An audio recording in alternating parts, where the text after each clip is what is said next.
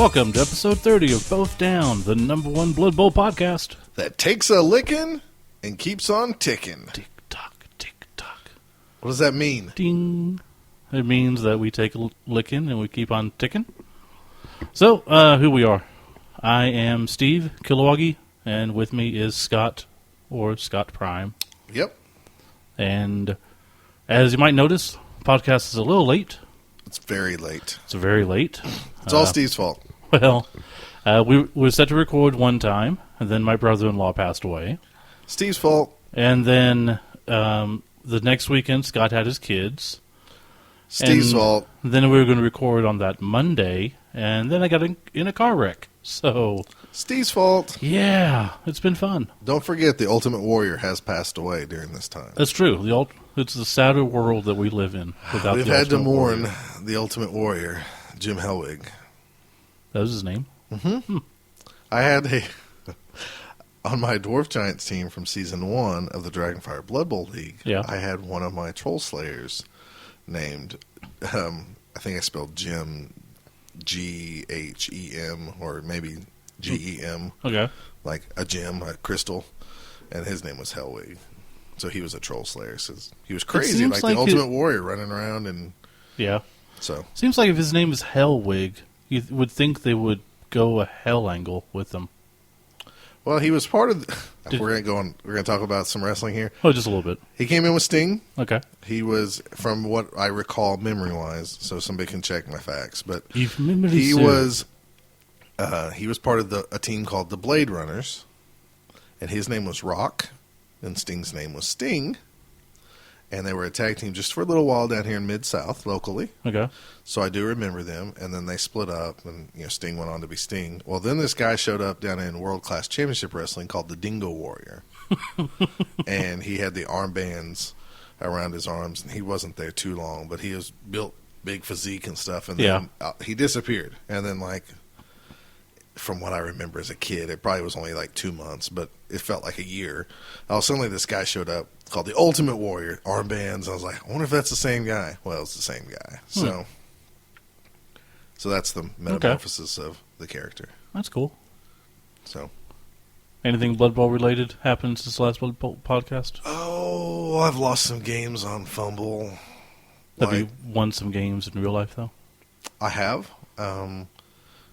So I think if we're going to talk locked. some local league stuff, yeah, we're getting ready to start week 8 of our Blood Bowl season, which is the last week of a normal season before playoffs.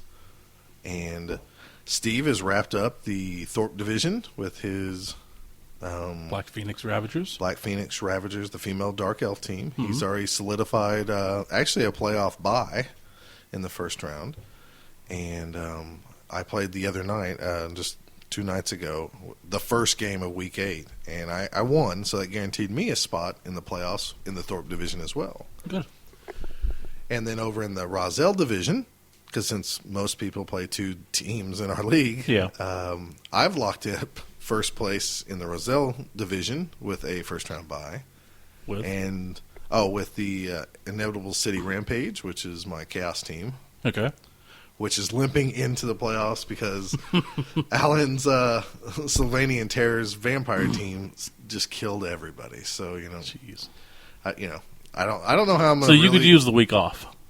I could, in some ways. There's a small part of me that wishes I could play because I need the money. What happened actually in my week 7 game? Yeah. Is I got lucky. I got enough money where I could buy 2 Beastmen so I can have a bench. Yeah. So I'm going to go into the playoffs with no Minotaur. I'm just going to have the 4 Chaos Warriors. Wow. The blessing in that, though, is I rolled double 6s with one of my guys. So now I have 5 guys with strength, 4. So the other team that's clinched the playoff berth is your Belle Rouge Swamp Dogs. Belle Rouge Swamp Dogs. They won, and so they clinched the spot. So if I defeat whoever the other team is going to be, and I face you, it's going to be my 1-5 strength and 6-4 strength against your 5-4 strengths. Yeah. That'll be interesting. It actually will be interesting. I still don't think I'm going to go far in the playoffs, but I always think that, and I usually do okay. So I'll just shut up and we'll play it out and see what happens. So yeah, in our Dragonfire League, if anybody cares, there's like one playoff spot open. Yeah. So it's kind of interesting. It always comes down to the last spot. And the other league, there's going to be at least a Skaven team going. It's either John or Alan, probably, right? Yeah, and they're both Skaven team. It just depends who wins and who. If one guy wins and the other guy loses, I mean, there's some tiebreakers and stuff like that. What's interesting, though, most of the time in our league, the last week of the season really dictates who's going to make those final two. A lot of times the division might be locked up, but the next spot down, because we normally take 2 teams from each division because we only have 12 or 14 teams. This season, if we only had 12 or 14 teams, both of those spots would be locked up. Oh, that's true. Yeah. Before going into this, which is kind of different. But this season we have 16 teams, so 6 teams go to the playoffs. So, yeah, kind of interesting. Well, at least no teams with a negative winning record is going in. No. So we're not basketball. Yeah, and for our Back of the Pack award, the same guy has 2 teams with no wins and no ties. So there won't be an award because there's the Back of the Pack. There has to be a clear-cut loser, which is very interesting. You can save money on a trophy. That's right. Somebody's going to not get a trophy because they didn't try hard enough. Jeez. Other Blood Bowl news. Let's just talk about it right here. GW took away. They redid their website, and there's no Blood Bowl. You search Blood Bowl, it's not there. Does that bother you? Not at all. Doesn't bug me. Especially if you read the NAF forums, and they're like, Lycos was like, I've talked with GW. They're in process of putting more stuff on the website. This doesn't mean anything. They just had to put something. They had to launch the website. That part wasn't done. BFD. If there's nothing there, I don't care because that means the game is in our hands. And if we all like our rule set, then it stays the way it is. And I'm like 99% fine with the rule set. Yeah. So I'm excited to see what the Bretonian roster is going to look like when it comes out. In Blood Bowl 2? Yeah. Yeah. I mean, it's a human variant, so. If they weren't in France, we could try to get them on the podcast. Well, we've had them on there before. I know. It was a pain in the butt because they were in French. Yeah, exactly. Any other Blood Bowl news?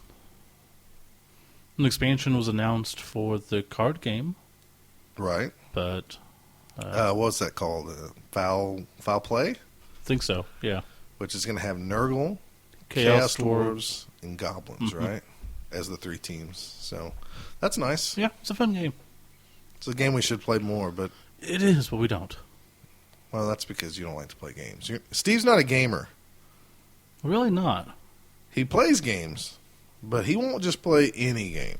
No. He won't just go to the game shop and pull down a game and play with anybody. No.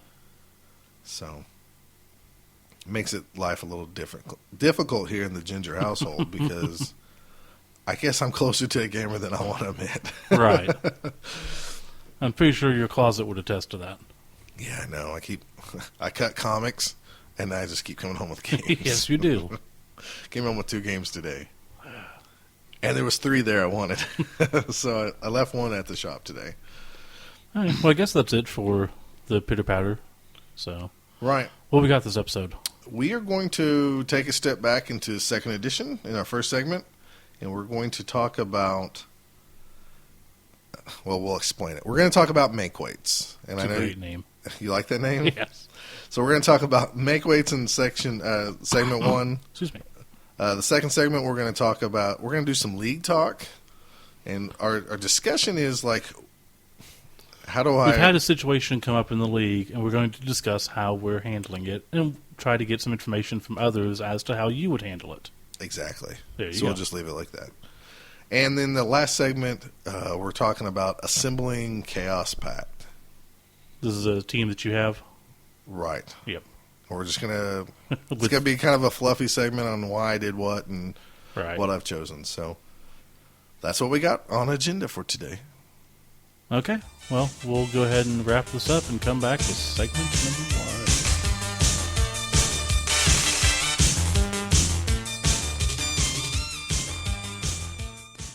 1. Both Down is brought to you by Wizards Asylum, your premier source for comics and games in Norman, Oklahoma.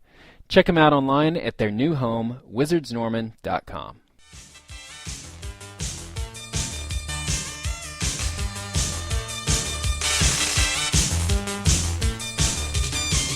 Okay, and in this segment, we're going to take a look back in 2nd edition, as you said, and we're looking at Makeweights, or what Journeyman used to be, right? Well, what we call Journeyman now, Right. they used to call Makeweights. Okay. Back in 2nd edition, when the companion book came out, there was a whole bunch of steps, like between games. So, like, what happens, Right. You pay your team, you can go train your guys. You couldn't just, if you had money, you couldn't just hire, if your blitzer died, you couldn't just hire a blitzer. Oh, really? You had to actually, like, every coach would roll a dice, and there was a chart, of course. It's old GW, right? When there's trouble, you old GW. So every coach would actually, like, roll to look and see if they could find some rookies. And on a roll from 1 to 3, it'd be none. 4 and 5 would be 1, and 6 would be 2. And then you would put those rookies in a pile, and then you would bid on them. Okay? Now, What? this is not rookie linemen. This is rookie, like, blitzers or whatever. Okay, because each position had their own skill level, like rookie, experience, and veteran, right? Yeah, if I'm reading right here. Yeah. Yeah. Okay. What'd you ask me? I said each position had rookie, experienced, and veteran in that position. Yes, actually, as they got not star player points, but experience points. Okay. Yeah. Back then, too, that was totally different. You had a star player potential number, and then you would roll it one time once they hit a certain level. And if let's say my star potential was 4, Okay. and I rolled 2 6-sided dice, and I rolled a 3, which falls underneath the 4, then immediately I can go generate some star player skills and everything. Because back then, generate star player, you just go to the chart, you'd roll your dice. Oh, I get 4 skills. Oh, okay. And that's a star player. Jeez. Otherwise, the guy would just really never be a star player. He'd just be he could be a great veteran player, but he's not a star player. He has no star player potential. So, and of course, you had teams, that had to bid for these positionals and everything else. But if a coach couldn't, maybe he couldn't afford it, or maybe he couldn't find enough players, but his team was down to like 7 guys because he got really beat up, he'd have to fill in the roster. Right. And all right, so I'm going to read to you what they describe a makeweight is right here. Okay. Okay. And like I said, it's not a journeyman. It doesn't just have loner. These guys are punished a little bit more here. A truly desperate coach has the option of hiring any number of makeweights. Basically, talentless lunatics who are willing to play Blood Bowl for the sheer fun of it. Makeweights are linemen of the most numerous race on the team, because there was a lot of mixed race teams back then, and never have star potential. They also have reduced characteristic scores. Subtract 1 from the makeweight's agility, throwing skill, and cool, which would be, if your agility was 3 in a normal, or for example, an elf would have agility 3. And then to all catch rolls, he'd have a -1. And to all throw rolls, he'd have a -1 no matter what. So that's pretty bad. These players are considered to be rookies for the purposes of experience and training points. Then it goes on that how they could become veteran makeweight players, but they don't have no star potential or anything. So they're always going to have these bad attributes to them because, like I said, they're just a crazy guy off the street who wants to play Blood Bowl really bad. So essentially, let's say I'm playing they didn't have a Norse team back then, did they? Yeah, they did. They did, okay. So I'm playing a Norse team. I lose a guy. Mm-hmm. So I'm down to 10 people. I roll the D6, and I get 1, 2, or 3, so I can't recruit anybody, right? Right. So then I get stuck with a makeweight. The makeweight, he basically sucks because his characteristics are less. But he also has no star player potential. So even if he got experience points later, he couldn't become a star player and get extra skills. Right, he couldn't do any of that stuff. Okay. So it really was just a filler.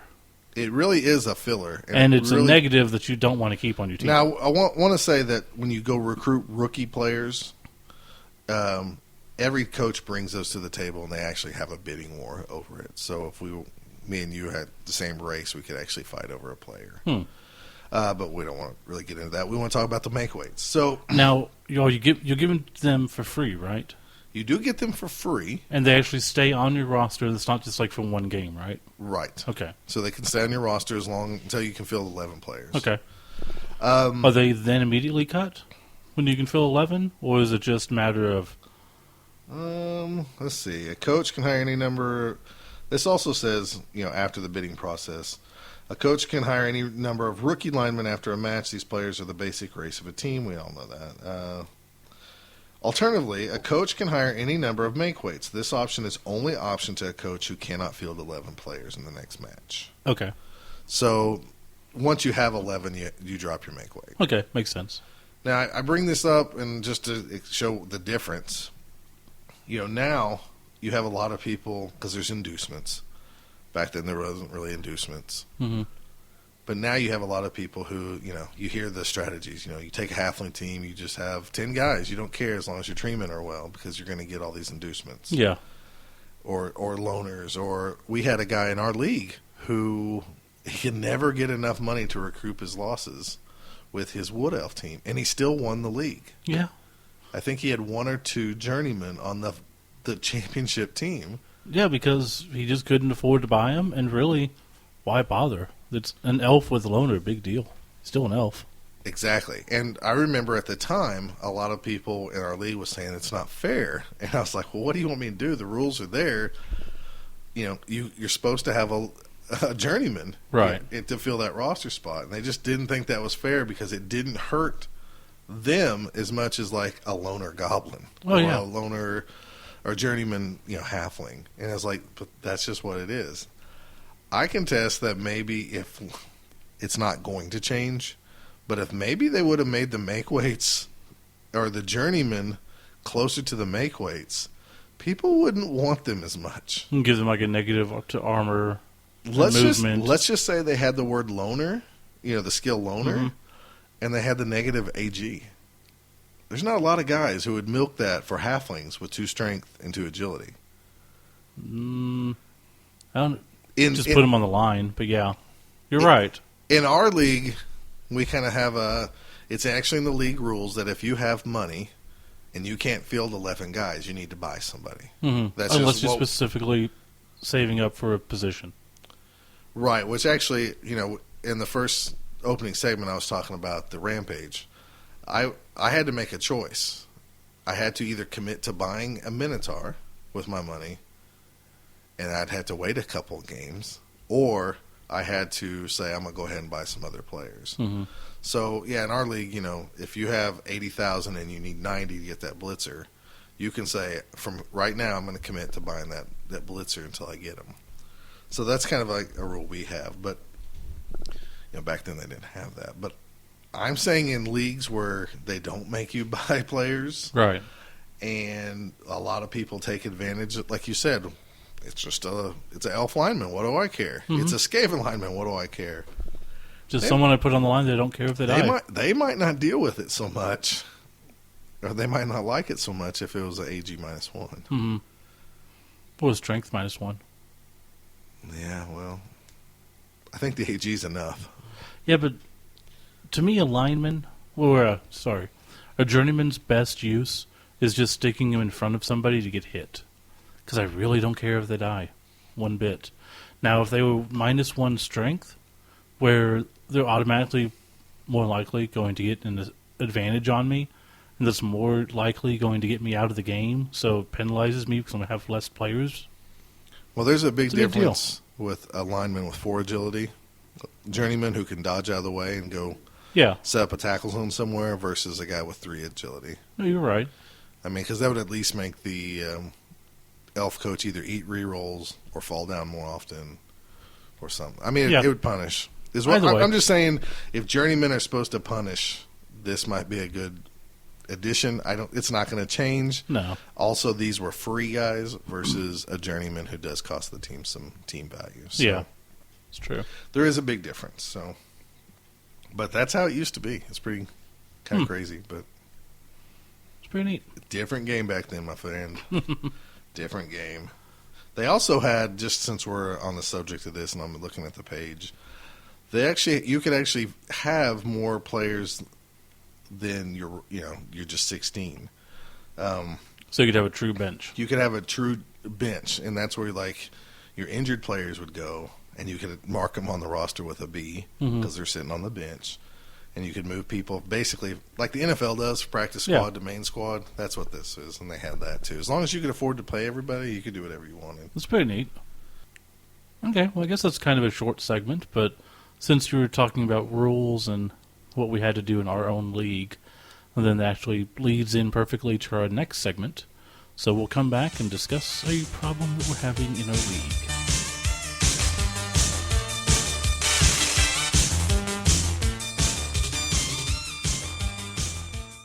This is my turn, and I'm gonna do it right. Hello, this is Bomber Dribblesnot, star player. You're listening to Both Down with Steve and the other guy, Scott.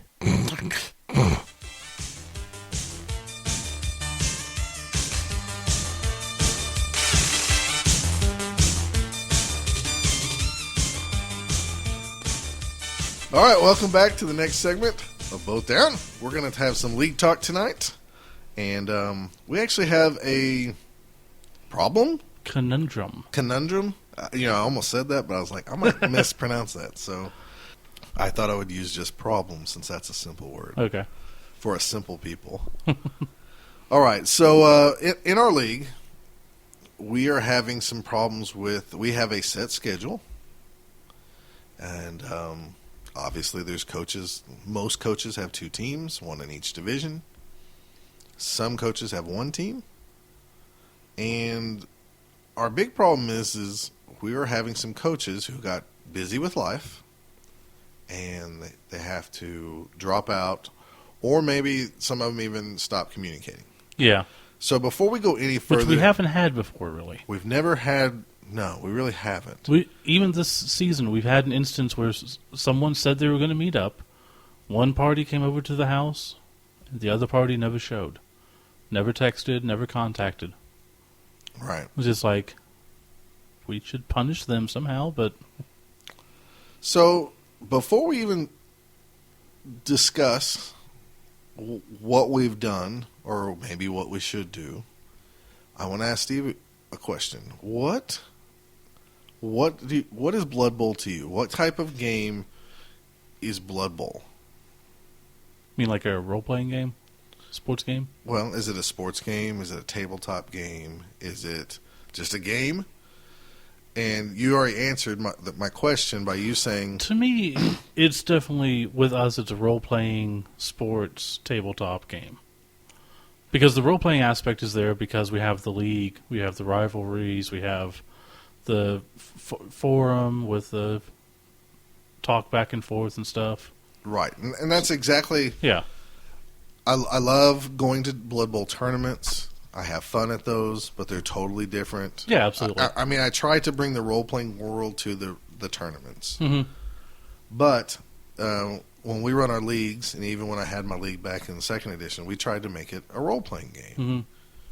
So to me, the whole point of a league is to have a role-playing game where you have your rivalries. You get to see players come back season after season.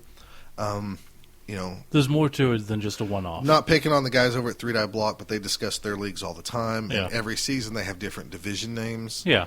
When I started this league, I wanted something to be firm. Yeah. So you could say, I won this division 3 times or whatever it was. I didn't want to change it up. And I wanted it to feel Blood Bowl-ish. Right. So, yeah, to me, Blood Bowl leagues, especially leagues, are very role-playing. Sure, I could go to a tournament and just be called player number 1. It's not a big deal. Mm-hmm. But in our league, we got to have names, Yeah. Some players, even though their skills aren't good, are really good players. With our random skills even more, you see players develop into great players. So this is a role-playing game to me.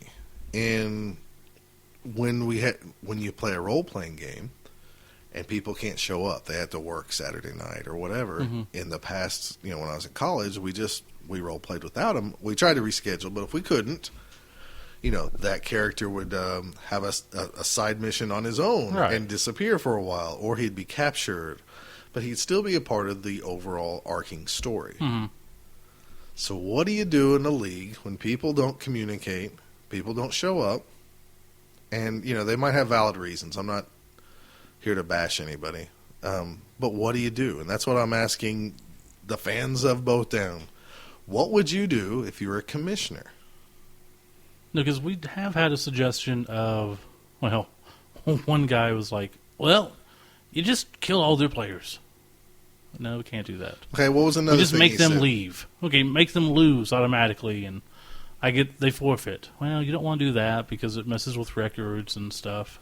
Right, so it was the other Steve. Kind of got it down to the person who was able to schedule on time would get a free halfling chef, and the other person, Well, let's walk through the proposed scenarios of punishment. Yeah, it's week 5, and you said one of our players, Steve Eckert, he said just have them lose. They forfeit, and I don't think that's fair. No. Now, he said it's not fair for the guy who shows up and plays, and I totally agree. I think there should be different levels of punishment, too. If someone can't get it scheduled within the 2-week time frame, it's one thing. If both parties are trying and they can't do it, no one's at fault. If one person's like, look, I just can't do it, but the other person is okay with it, then maybe there's no punishment. But if the other person's just not responding, and it takes them 2 weeks to respond, then there needs to be a punishment level like 1. But like in the situation where we had somebody show up and the other person just didn't, and they had a scheduled day to play, there should be a higher level punishment for that. Because to me, that almost is a forfeit, because they did not show up at the time. All valid points. Yeah. The hard part as a commissioner of the league, who has the final say on things, what is this? I say you won 3 champions. This is the only way I know to know how many seasons we've had in our league. You've won 3 championships. I've won 2 and finished second, so 6. And we had one other guy win a championship. So we're in season 8 right now. Is that correct? Yeah. We've had 8 seasons with the same core players. Same guys taking 2 teams. For the most part. For the most part. I mean, a few come and gone. League's as big as it is, luckily because people are willing to play 2 teams or want to. I mean, that gives them a chance to try halflings and then play something else, without just having one team to suck all season long. We're very fortunate because you hear of leagues starting in stores or even at people's homes that only have 4 teams. Yeah. And then they have one league and it's done and move on. We're very fortunate that our role-playing game has continued on this many seasons. Stream and Johnny saw the goofy trophies and they gave us a hard time, but that's because we've had longevity. Yeah. And what you can't, to me, you can't be a hard ass and scare them off. You have to have a little leniency. To me, if you start telling coaches if they don't play exactly on time, they forfeit games, you're going to get that coach halfway through the season that says, I'm already out of the playoffs. Screw it. I just won't show up anymore. Exactly. So he might have beat somebody in week 1 and might have cost that guy in the long run the playoffs, but he gave free wins off to a bunch of other people. So as a commissioner, what I've decided is that another coach just play out the team. Yeah. And so then one of our players goes, which really is a punishment in a lot of ways, because I'm a good player. I played a guy's orc team, and I didn't know what the hell I was doing. Steve's never played orcs, and he had black orc blockers in the wide zones, which he justified as a valid strategy, but it did not work. It seemed like a good idea at the time, but no, it did not work at all. We had one guy that said, sure, I'll sub for those coaches, but I'm gonna go for it with every guy. And it's like, no, you can't do that either. Right. Because to me, this is a role-playing game. So if, you have your D&D role-playing group, right? If one of those guys missed, which has happened in the past, and you guys asked me to sub in for that character. Yeah. I said no, but if I would sub in for that character and they said the personality of the character does goofy stuff, then I do goofy stuff. Right. So for our league when we had this dilemma, this just happened, last couple of in-week seasons, we assigned coaches to sub in those games. We found out who was available, asked them if they could play the games, and, we have to just go by their word that they're going to play the best they can. Yeah. And you can tell if someone's being stupid. Exactly. So, for example, I was asked by our buddy Sarge, who is finishing up college. He has a kid, and they have a crazy work schedule and everything else.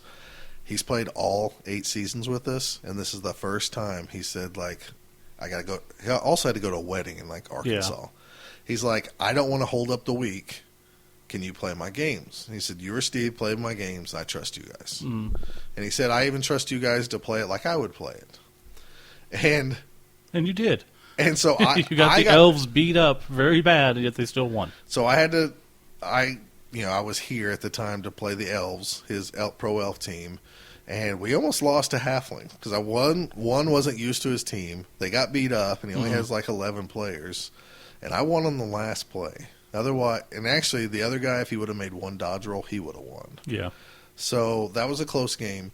But his other team, Sarge is a vampire team that he plays all 6 vampires and only 5 thralls. Every chance he gets. That's just his thing. He knows it's not the smart strategy, but that's how that team plays. And they're the hack and slashers, so he puts out all 6 of the movie monsters and goes. Yeah. And so I texted him after that game, and I said, I pulled off a tie for you. I said it was really hard because I played them like you would with all 6 guys. He texted back. He said, I knew you would do that. He's like, so I'm glad you did that. That's, I'm surprised you got a tie and all this stuff, because I played him like he would. If I was playing that team, there's no way in hell I'd play with 6 vampires. No, you put 4 at most. 4 at most, exactly. But so we have one player in the league who, he if I gave him $10, he'd gripe about it. But I think he does it in fun. But he was the main voice of these guys should really be punished. And you just can't punish these guys because you don't want them to. One, you don't want to run off people that are willing to play a league for you. Yeah. And as a guy who's had 8 seasons with most of the same players, you got to be a little lenient and understand life happens. There does need to be something, though, just to... I really don't care if people can't get the game done within the 2 weeks. That's not that big of a deal. It really bugged me when the one guy didn't show up and didn't let anybody know. I totally agree with that. That one, I think we do need to have a little harsher thing of, okay, well, you didn't show, so next time you play, you lose 2 players or, Or something. The other player gets a halfling chef or something, I don't know. Right. The same guy that was actually telling us, make him forfeit, and I said no. Make him do this, kill their players, I said no. Let somebody play them and just play them wrong, I said no. He actually came up with a great idea. He said, well, how about give the team that is playing against the sub-coach a free halfling chef? So not only is the team punished by, I don't know these guys, and I've never played Skaven before, you also take away those rerolls. Yeah. And I don't think that's really a bad idea. No, it's not. And I don't think... I know Sarge, if he couldn't have made those games, he would have gladly accepted that punishment. So, looking forward, I don't think we're going to...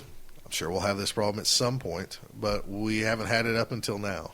Yeah. So, so I guess my main question is to other league commissioners out there, or just people who have fantasized about, I would love to have 8 seasons of being a Blood Bowl commissioner. What would you do to make sure your players are happy, all of them, the ones playing every game and the ones who play 7 out of 8 games? Yeah. what would you do? Would you allow somebody else to play their team? Would you have them assign a coach to play their team? And we can't. Would you randomize it? We can't have any crazy ideas because, like Scott said, if the punishment's too harsh, people give up. People give up, and then they're like, "Well, screw it. I just won't play the rest of the season."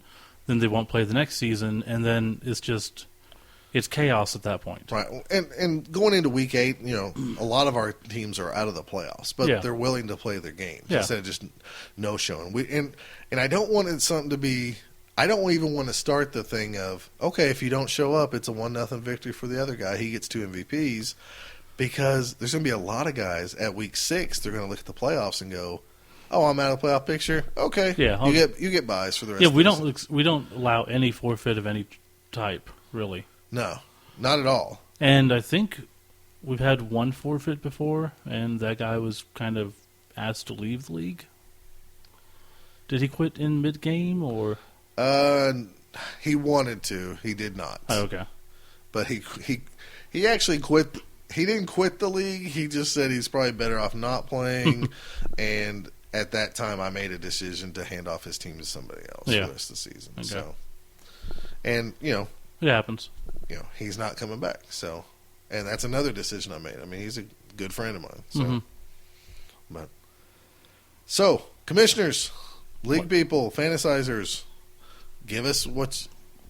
Email all your Email us. suggestions to bothdownpodcast@gmail.com. I mean, have you thought about this anymore, or do you not even think about it because you don't have to? I really don't know. I mean, I think the Halfling Chef is probably the best idea. And maybe, like I said, if they schedule a game and they don't show up, I'm almost for giving them a forfeit, but I don't want to do that either, because I know the repercussions of that. I just think there should be something stronger for that situation, because it just wastes everybody's time. I don't have the rule book in front of me, but there is a thing where, like, if you forfeit a game, somebody gets 2 MVPs. They get the money. I think 2 MVPs, and I think double both teams' money. And the other players, star players, have to roll to see if they stay on the league. Yeah, they get disenchanted and they might leave the team. Now, that might be something. But then again, you walk that fine line of like, oh, really? My best player's gone? My best player's gone, and you guys might think that me no showing was not important, but to me it was. Yeah. And it was, it was my little boy's soccer game. Yeah. Even though maybe we've heard that excuse 4 times. Yeah. So you have to be very careful because I don't know. To have a league, you have to have players. Mainly, I'm interested in hearing what the suggestions would be. Right. And see if there might be so something far, our better. best suggestion, though, is if Steve's subbing in for somebody with the Orcs and he's playing my regular team, I get a free Halfling Chef. It doesn't add to my team value or anything. I just get extra rerolls. You could could get none. And that's part of the reason we like the Halfling Chef, because it does have that randomness of it might be really good, it might be nothing. Right. So, all right. I think we've covered this, man. We have indeed. So we're going to come right back after this little short break, and we're just going to gab some fluff about some Chaos Pact.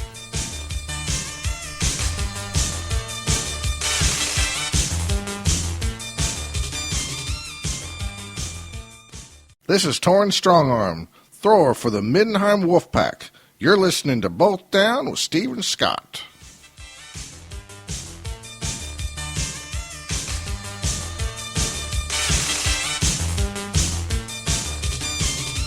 Okay, and for this segment, we've had people ask about the teams that we're making or the teams that we've been wanting to make, and we figured we'd bring Scott on to talk about his new Chaos Pact team because it's kind of awesome.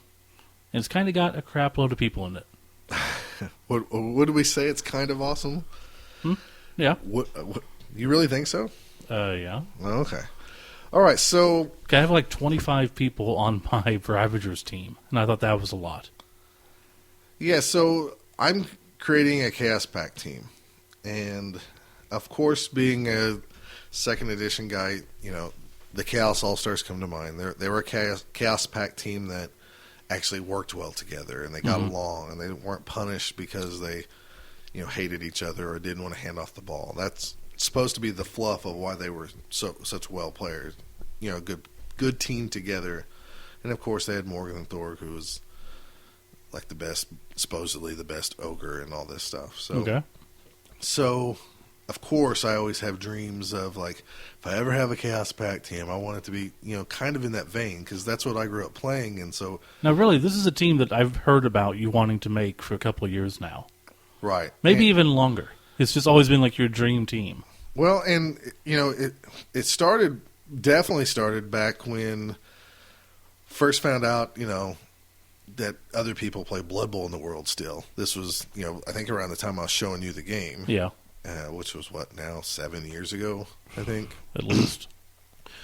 And, you get online, you go, oh my gosh, they made Chaos All-Star miniatures?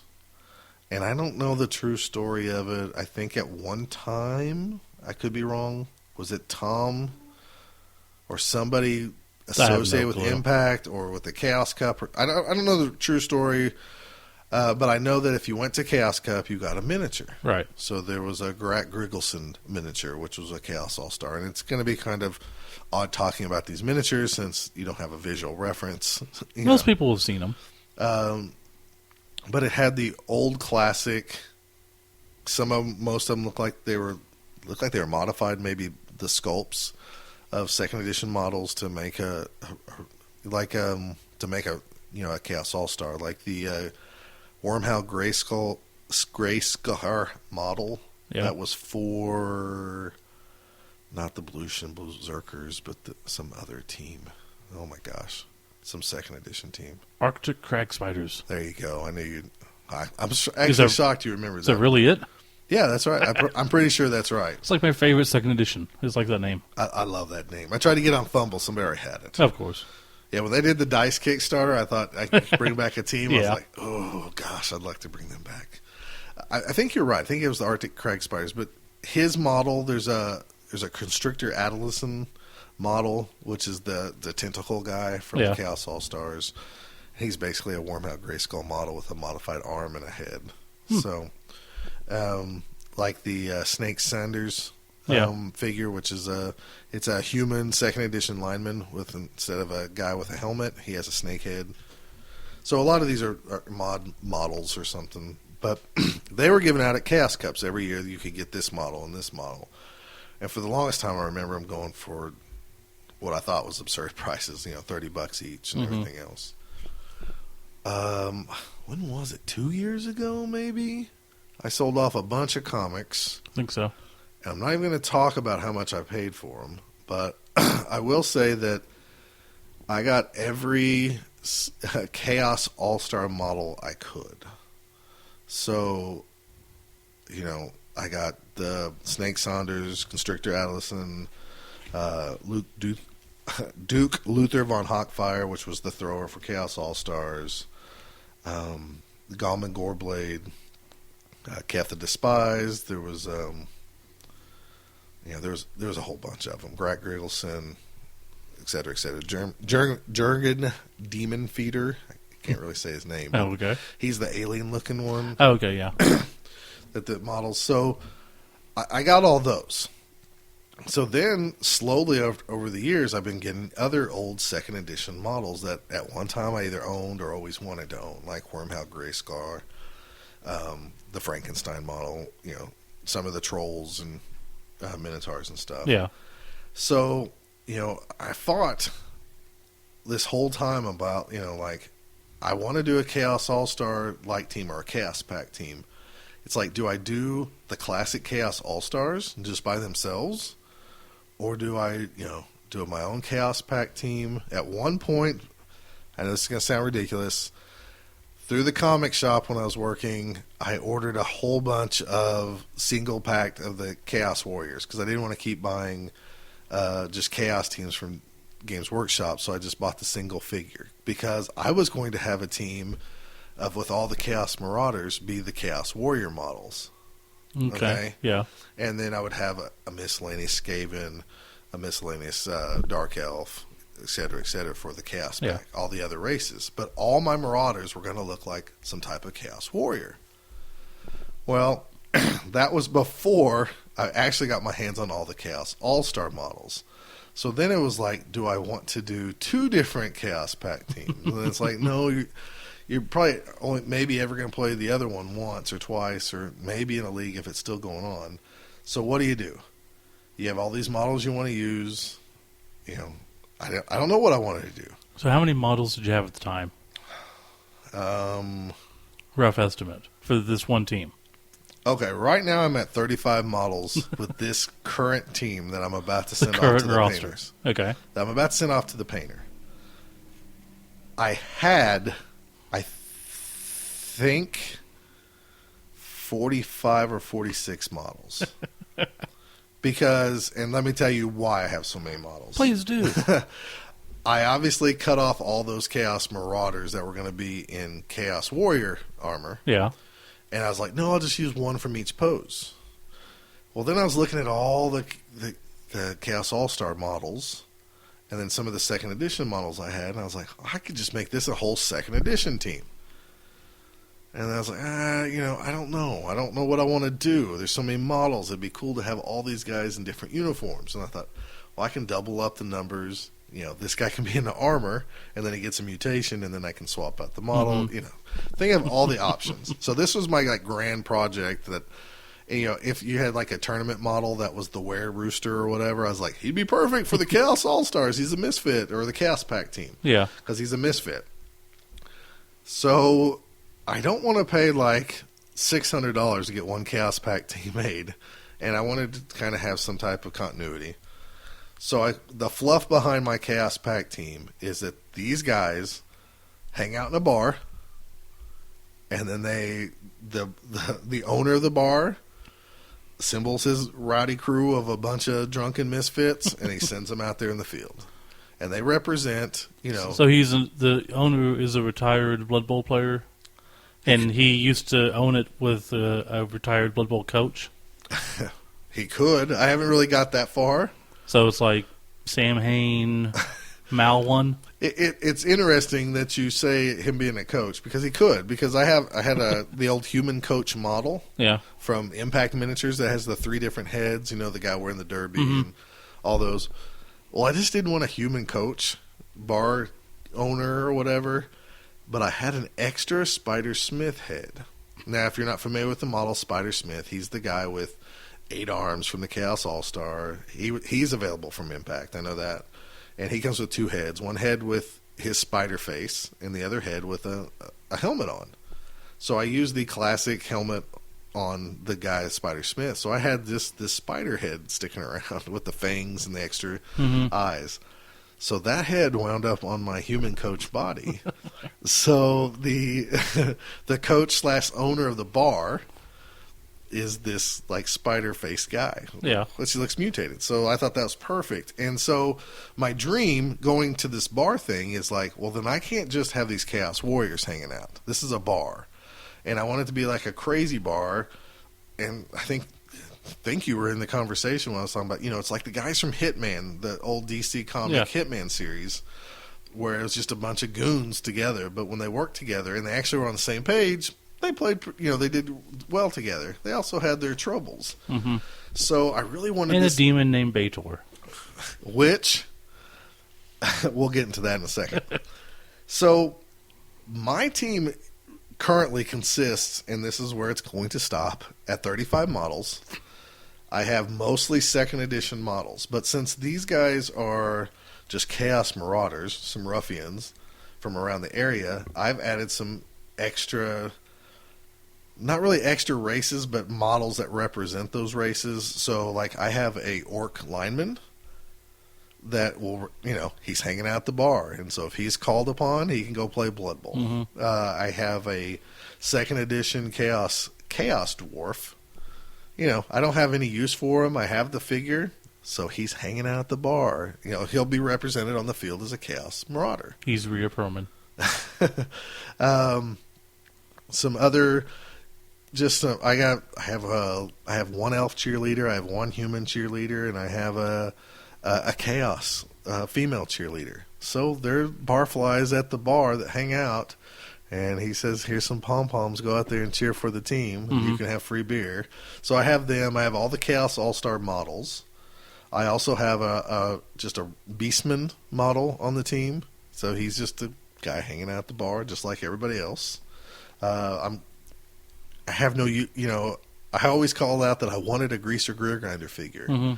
Well, about the time somebody sent me one, I also, Chance at Chaos Cup gave us a painted one, which was awesomely painted. So I don't have really a use for another one. Well, I do now. Greaser Greer Grinder, where did he go? In our league fluff, he was the coach of the Oakland Raiders for season 1 and got fired. Now he's hanging out at this bar. Maybe his number gets called and he can hit the field again. He'd be Cliff Clavin because he's got the useless information that he can just call up since he's a computer. There you go. I have a few of the old Chaos 2nd Edition humans. One of them kind of has like a Darth Vader looking mask on, and the other guy looks just like a dude with a rat tail ponytail. Yeah. Do you remember what I'm talking about? Yeah. That right there? Okay. So I have these models. I have Wormhound Gray Scar on this team. Some of the models, Sark Four Eyes, he was the Skaven catcher or the Skaven player on the Chaos All-Stars. He has 2 heads, so that's why he was Sark Four Eyes. I don't really want a model out there that has 2 heads if he hasn't earned 2 heads. So I have a Skaven Gutter Runner that will be that position until he mutates. I really wanted to have like an evil halfling. I know there's not evil halflings, but there's got to be one of them with a really bad attitude. Danny DeVito. Danny DeVito, exactly. Or that Beetlejuice guy from Howard Stern. So I couldn't really find what looked like a little mean halfling. Mm-hmm. Well, the guys from Zlurpcast has their little, is his name Zlurpus Zabinski or whatever, that I bought that model years ago at Chaos Cup from Extreme. And now I get to use him. He's going to be a part of my Chaos Pact team. He's going to I also have a 2nd Edition Goblin. So if I want to play with a halfling in that Goblin position, since they're stunty guys, he can represent. So a Chaos Halfling and a Goblin can represent that Goblin race. Right. Same thing. I got 2 different Dark Elf models. So if I have a more Agilic one, it's going to be the 2nd Edition Catcher Dark Elf model. If he goes more of a strength route, I have a Lineman Dark Elf. So it just depends which route I go.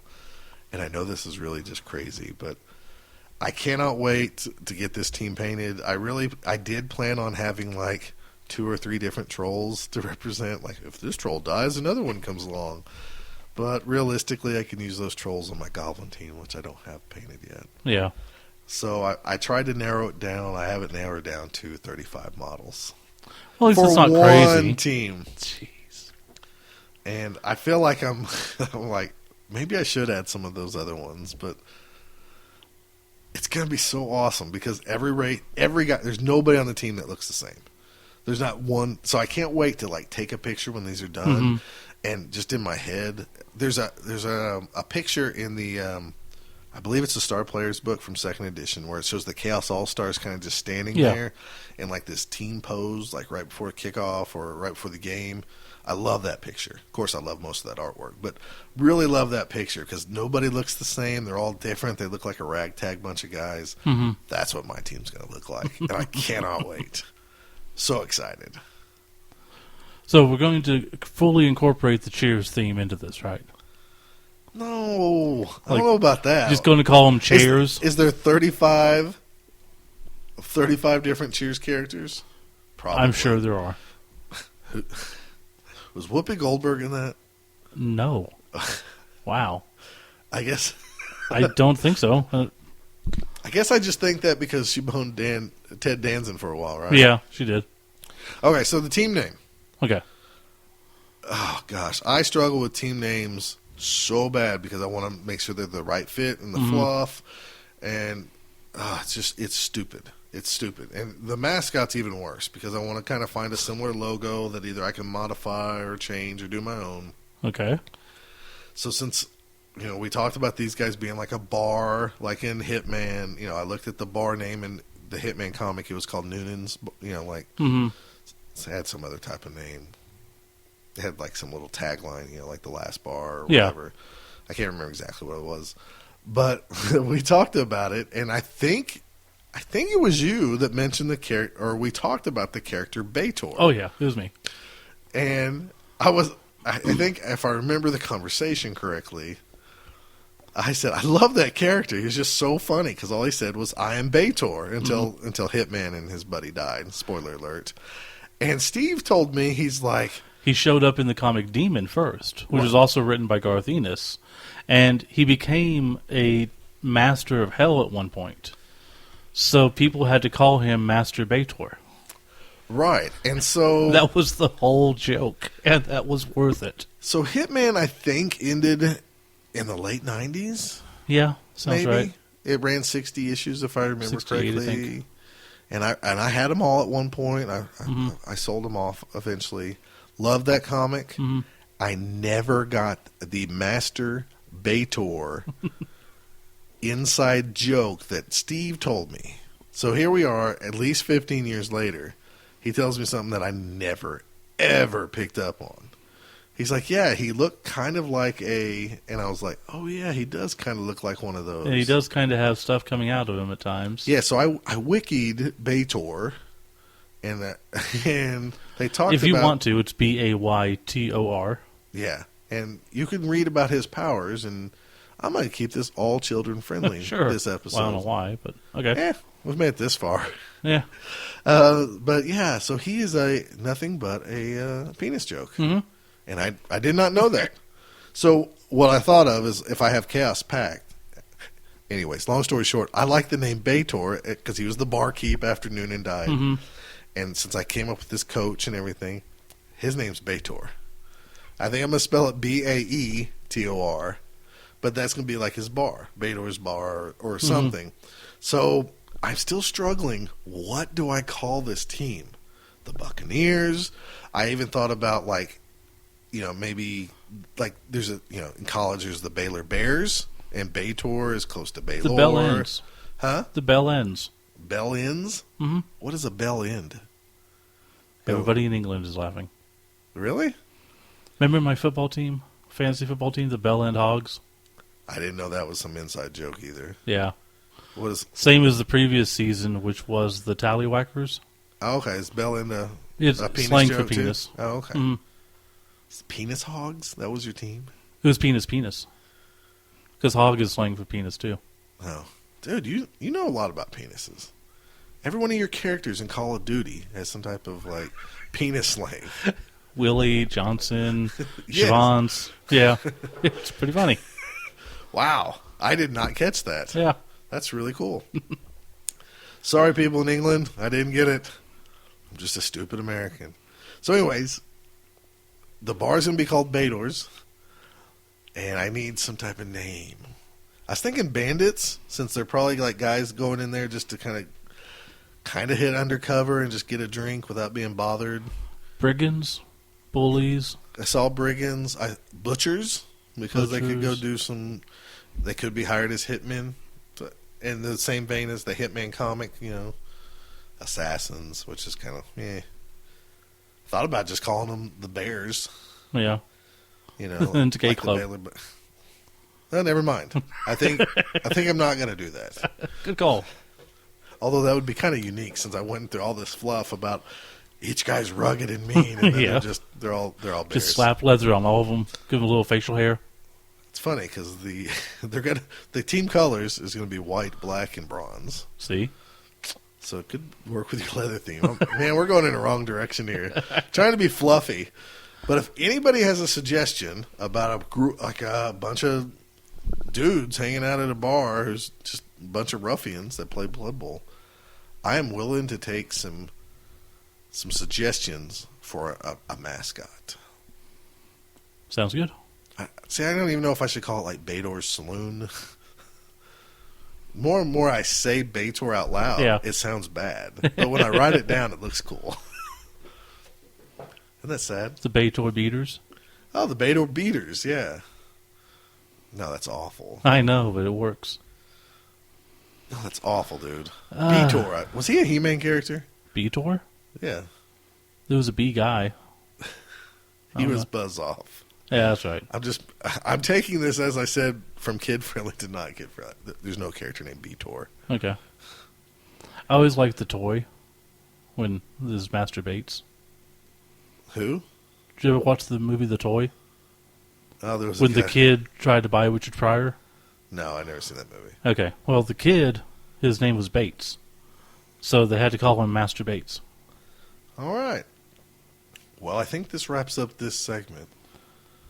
I wonder if anybody else has, like, a team with more players. There's got to be somebody out there who has a team with tons of characters. Well, I'm sure. If you have more than that, get help. And let us know.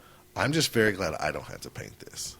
And you know what I thought? I thought maybe I should paint this. Then I can always add to the players because it'd be painted in my style. It's true. But then I thought, But you'd also never get it done. thank you. Yep. That's why I'm handing it off this weekend. Okay. And on that note, we'll be back with shoutouts.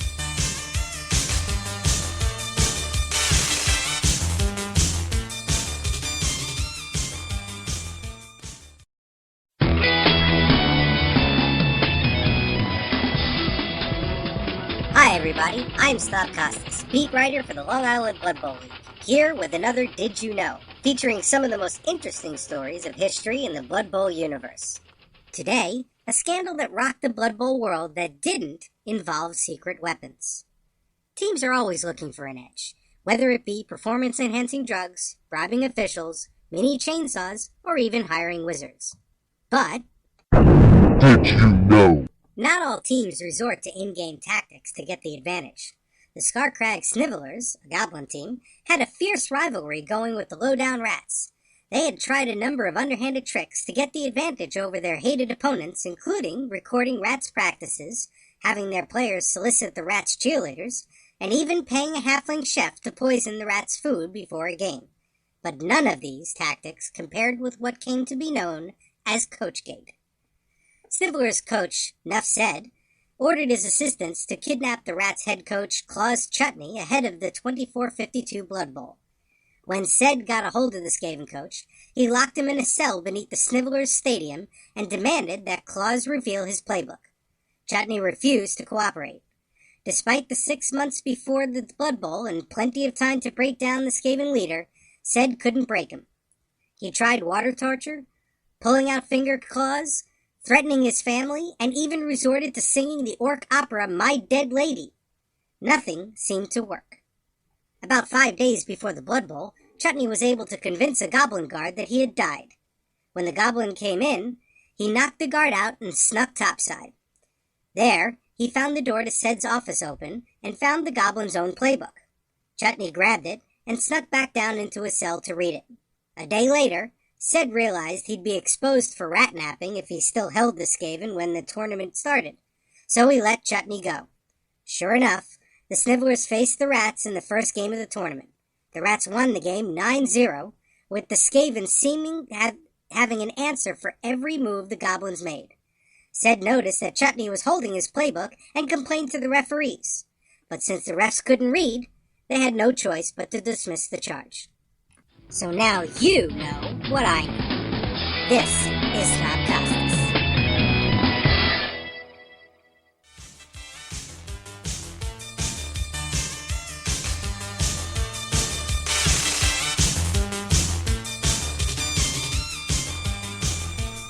It's time for the patented favorite segment of Both Down.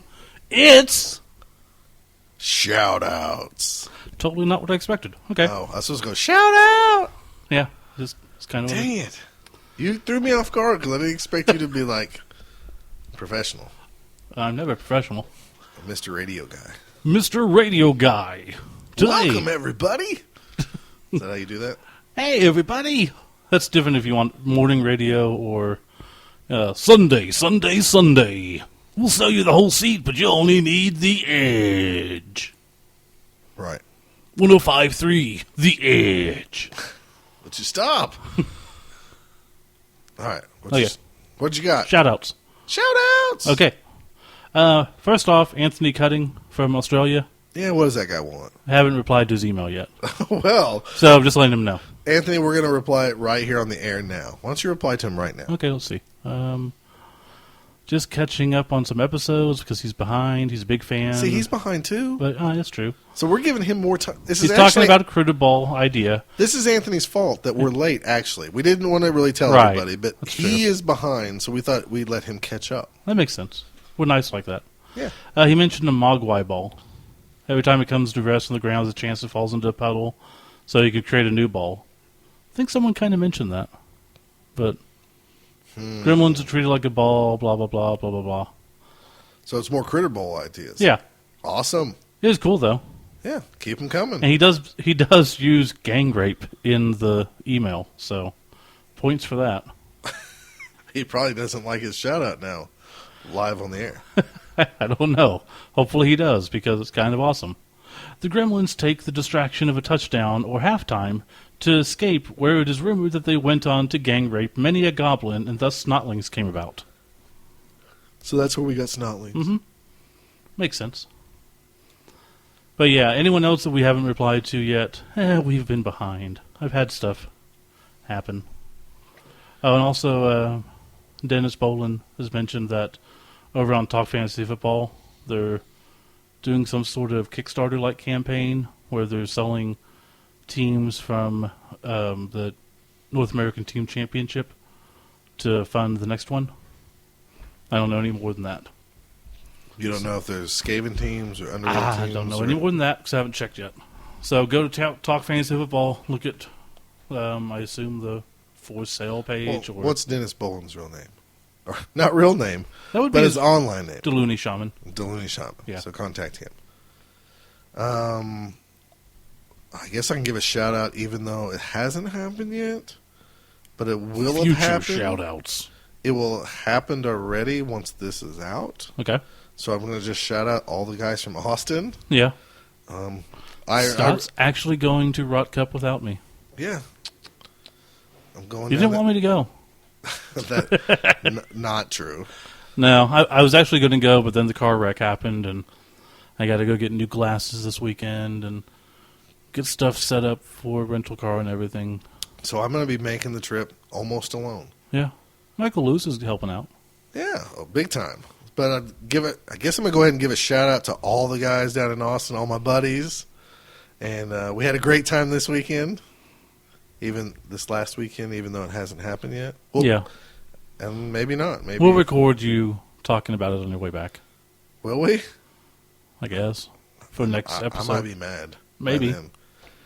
But I'm excited to go. I'm taking Necro.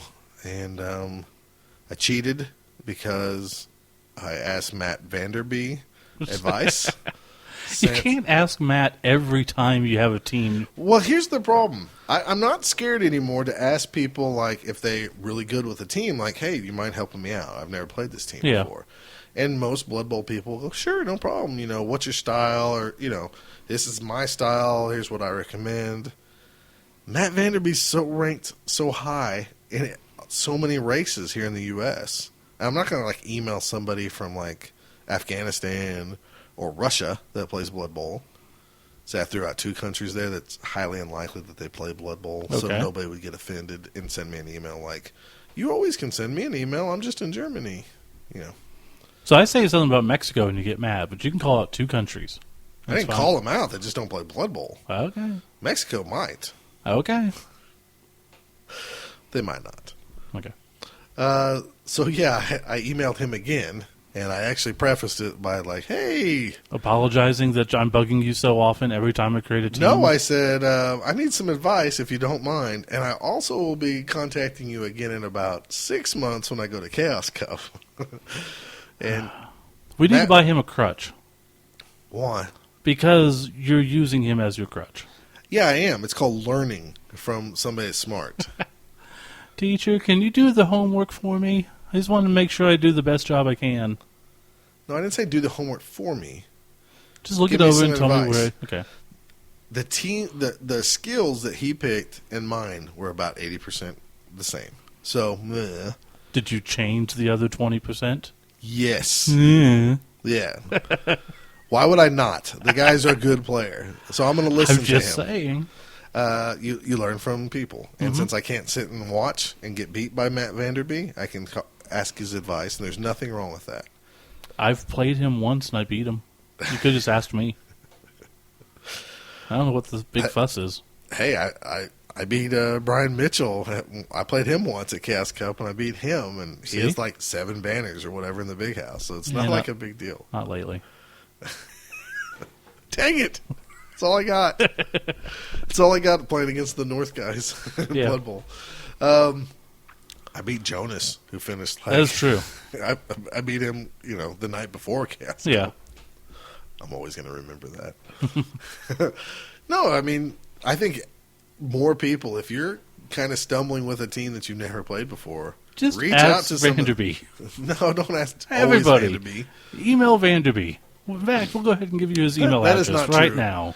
I've reached out to Falcon before. I think his name's Ryan, about orcs, and he was happy to give advice. I'm saying there's people out there that love to talk about the game. Really? Yeah. What episode are we on of a podcast that talks about the game? We talk about the game, but not like strategy. Oh, okay. So you can either go to another podcast and learn strategy,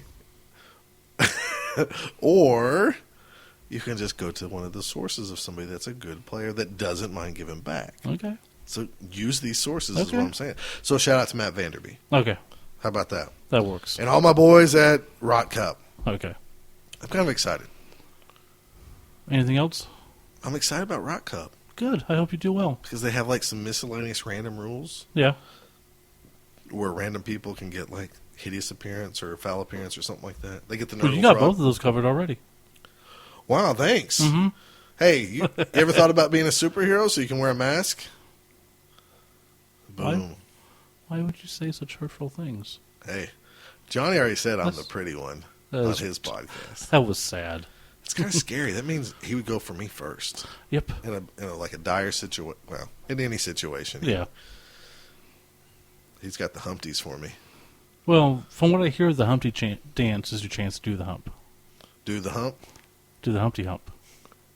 Yeah, baby. Is that next one? Okay. Anything else, or are we just going to wrap this up? Trying to think if I have any more shout-outs. Jeez. Okay, so we'll wrap this up, and we promise to have the next episode out much sooner than this one was. He is lying because every month I say, let's do a podcast, and he's like, my uncle died. My brother-in-law died. He's such a liar. It happens. Well, thanks for listening. Next episode's all about Scott Prime, as it's at Prime number, episode 31.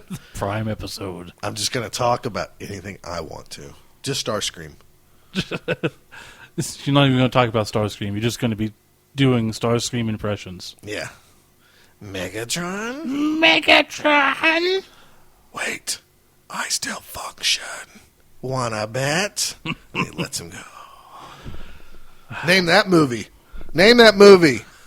G.I. Joe the movie. Duh. Wrong. What? Okay, we're gone. Somebody probably didn't know that. Come on.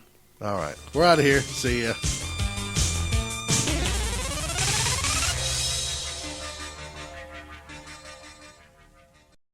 You can follow Both Down on Twitter at Both Down. You can follow Scott at Fat Finley, FATFINLEY, and Steve at Kilowog2814. If you'd like to email, their email address is bothdownpodcast@gmail.com. Or for more information, you can visit them at bothdown.com or on Facebook, facebook.com/bothdown. Both Down is a production of Couch Pirate Radio. Please drop by couchpirates.com to hear more of their podcasts. All right. Welcome back to... God dang it. Welcome to the show where I'm going to have a heart attack because I cannot catch my breath. Okay, let me try it again. Shit. Am I forgetting to breathe? Yes. Wait, I still function. Wanna bet? Stars!